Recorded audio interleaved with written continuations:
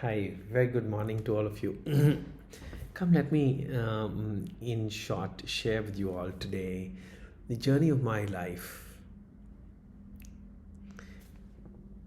You see, I grew up as a morbidly pampered, ambitious young man. My mother played the role of a motivator, a true motivator, incomparable. She did not motivate me to do well.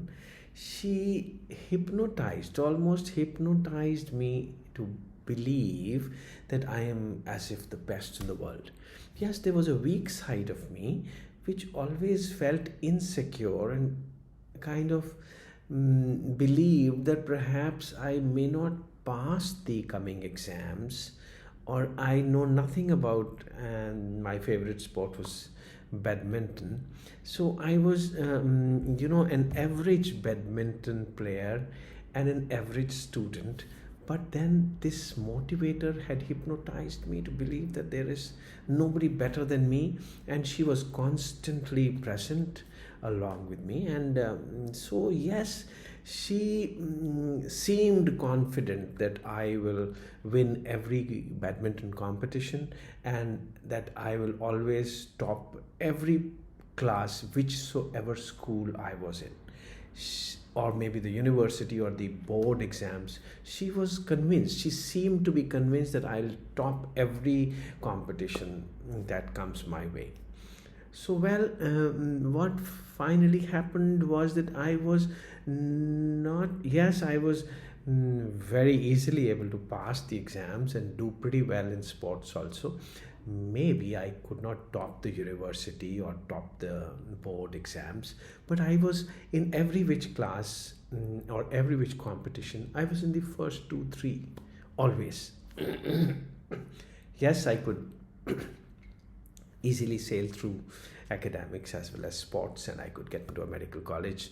I passed my MBBS from the Allen Medical College, and my scores in MBBS were also pretty good, and I could get the specialty of my choice, without a gap. Just as I passed MBBS, I rolled into the Masters in Surgery, and I passed MS Surgery in '86 from the Anand Medical College. And thereafter, it was again motivation by my mother that I should join the army. Because army life looked to be very attractive, be it the uniform, be it the way army people conduct, and they live their personalities, their persona. Well, it took me to the army, and I joined the medical corps, Army Medical Corps.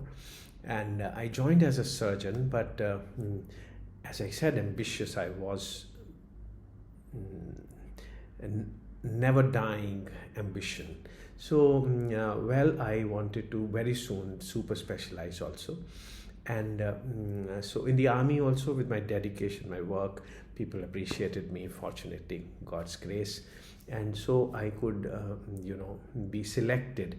Within 5 years of my army service, I was selected for a super specialty in surgical oncology, which I wanted. Uh, this was the time at the age of about 30 when, although I was doing extremely well, be it in academics, be it in sports, I was winning every possible competition within my unit, within my station, be it badminton, be it then I later on took to lawn tennis and the squash also. So the racket games I was good at, and I did well for myself. So this was the time when I had name and fame, and I was doing well in academics, and I was socially also, you know, comfortable. But well, there was a void which was growing within. I lived life the worldly way, passionately, be it drinking, dancing, dining, whatever a man does. Army life is about club lives and parties, and that's what I had grown up as, from childhood, be it the clubs or be it my father was He used to drink every evening, and so we had also started drinking rather soon at the age of 17, 18. I took that to be a normal way of life. So by the age of 30, the void within me, you know, grew that immensely that I started seeing no meaning in life, kind of. And that had prepared me to kind of, have darshans of my guru. So that was the time when I came face to face with my guru, Satya Sai Baba, and something happened, and I started feeling mysterious bit of peace within. And the taste of that peace convinced me that I want to live life as recommended by him, as recommended by the scriptures, which I know them to be textbooks of life. So, well, from the age of 30 till now, about now it's been 35 years, I live life as dictated by the scriptures.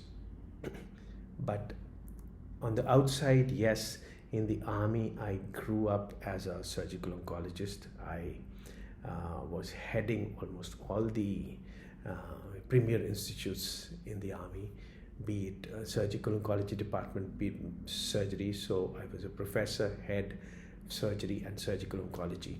And in the later stages, I got promoted to the rank of a brigadier, and I headed the department of surgical oncology at Army Hospital R&R. With the peace within, I tell you, it is almighty force. Peace is an almighty force. And so without much effort, effortlessly, I have been successful in every which venture, and I've not really had to struggle much in life. It's been a very, very, very smooth sailing, no challenges, no struggle. And after retirement from the army, the very next day, I got an invite from the Fortis Hospital, Mohali, and I dropped my anchor here. And last about 4.5 years, 5 years, I am the director surgical oncology at Fortis Hospital, Mohali, Tri-City, Chandigarh. Life has been wonderful. God has been extremely kind. My surgeries, be it the head neck surgery, be it the thoracic, I am allowed to, and I trained to. I've been a teacher of the surgery on all parts of the body. Oncosurgery for head and neck, mouth cancer and everything, thoracic, lung cancer, mediastinal cancer, GIT, liver, pancreas, and general surgery. Because I've been a teacher, so I do practice general surgery. Be it hernias, be it gallbladder stones. Here in Fortis, I picked up robotic surgery also. Although we had robot in the army, but I didn't very much get involved in the robotic surgery while in my army tenure. But since Fortis Hospital had a robot, so I started doing robotic surgeries here. Things are going extremely well. This is all actually what my journey of life has been like. Hare Ram.